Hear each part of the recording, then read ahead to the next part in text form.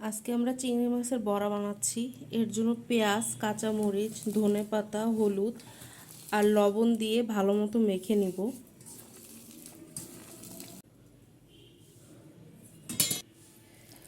ছোট চিংড়ি মাছ ব্লেন্ডার করে এরপরে এই পেঁয়াজ, মরিচ, ধনেপাতা এগুলোর সাথে মিক্সড করে নিতে হবে।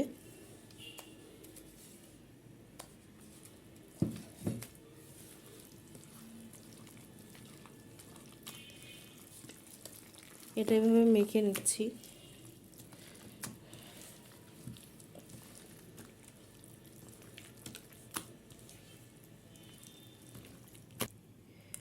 এভাবে মাখা হয়ে গেলে তারপরে এটাকে ডুবো তেলে ভেজে নিতে হবে।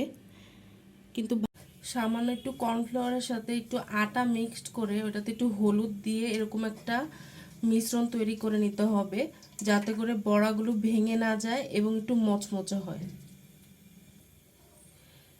এরপরে এভাবে চিংড়ির বড়াগুলো দিয়ে এটাকে ডুবো তেলে ভাজতে হবে।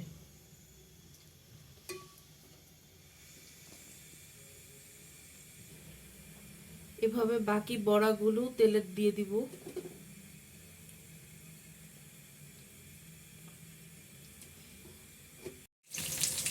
এভাবে বড়াগুলোকে লাল লাল করে ভেজে নিতে হবে। এভাবে সবগুলো বড়াকে ভেজে উঠিয়ে নিব।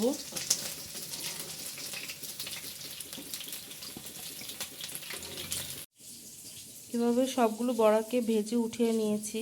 এবার এই বড়াটা আপনারা খালিও খেতে পারবেন এবং ভাতের সাথে খেতেও এটা খুব মজা।